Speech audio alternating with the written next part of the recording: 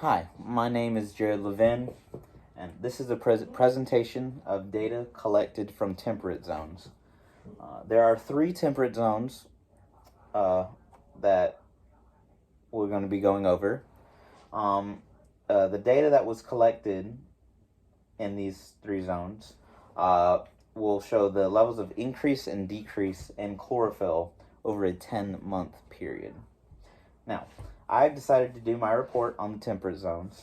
I found these to be more interesting out of the 2. I've constructed a 3-sided poster to go over the data that was collected from the 3 arrays. On the first side, I have my introduction. I have a map right here of the location of where they are. As you can see here, you have the Argentine Basin array, you have the Endurance array, and you have the Pioneer array. The other 3, the Station Papa, the Emergency Sea, and the Southern Ocean, are part of the polar zones, so we'll not be going over those. I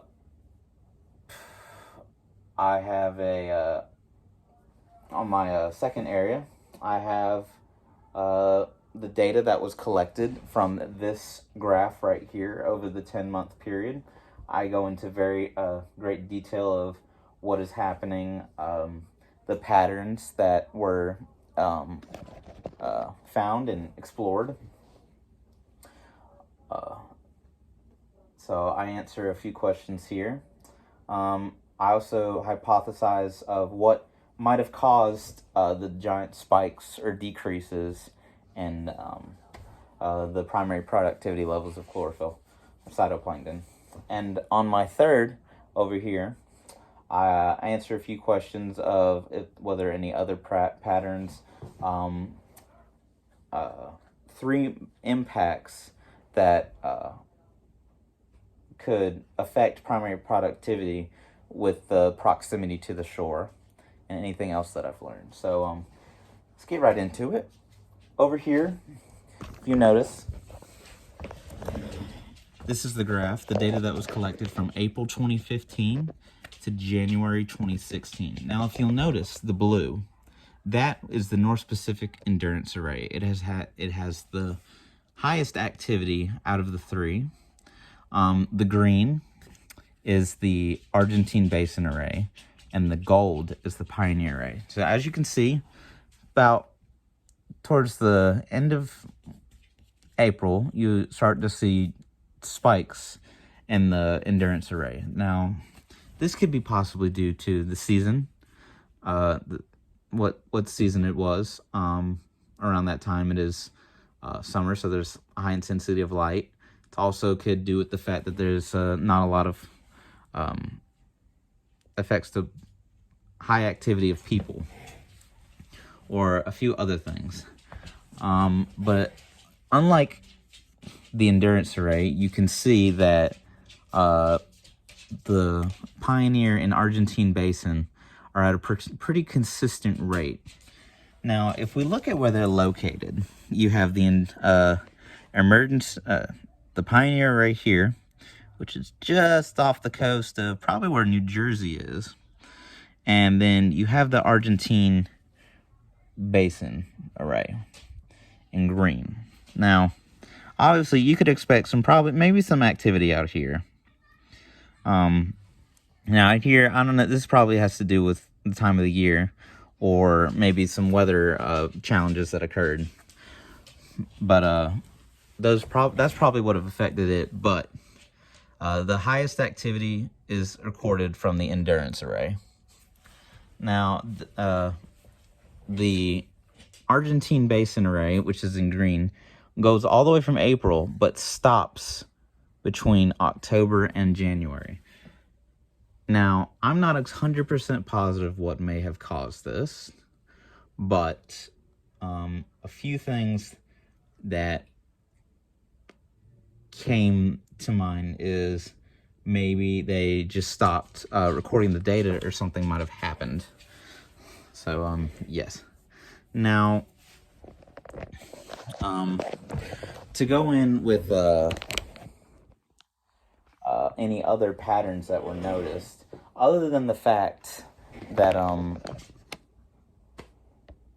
the data shown could possibly be seasonal due to the highest activity being from April to middle of August, September, from where the data is located. I haven't really noticed any other patterns, especially since the Pioneer Array and Argentine Basin Array are at a pretty similar constant rate. And right after October, the Endurance Array shoots back down and maintains a steady rate of productivity over that rest of that period of time. It's probably due to weather aspects, time of the year. Now, and the question that was asked: is there a direct relationship between geology and this? And I said, yes, there is a direct relationship between the two. In conclusion, it is usually recognized that geographical variation in primary production, as well as in biological production of higher levels, is closely related to the surface current systems. So that's the answer to that question. Now, another question that was asked, what are 3 impacts that could occur with primary productivity and the proximity to the shore? Now, if you're thinking of high populated areas, obviously recreational activity. People love to go out fishing. People love to go out swimming in their boats and everything. And when you're moving all that stuff around and you have a lot of people getting that, it can really affect the productivity of chlorophyll and phytoplankton and all that. Another big thing could be waste. Obviously, if you're in a highly populated area, us as a society are the worst at disposing of waste. We have over 10 trillion tons of waste blown to the ocean every single freaking year because we don't know how to clean up after ourselves. So that is a huge thing, and it can affect. It affects so much. And just people just don't realize that. And a final thing, possibly chemicals could get into the water. It's not the most likely thing that could happen, but if it is happen, it could cause a huge impact. Because if it is a highly populated area, there are systems that it could get into filtration systems and mess it all up, or get chemicals in the water, make tons and tons of people sick.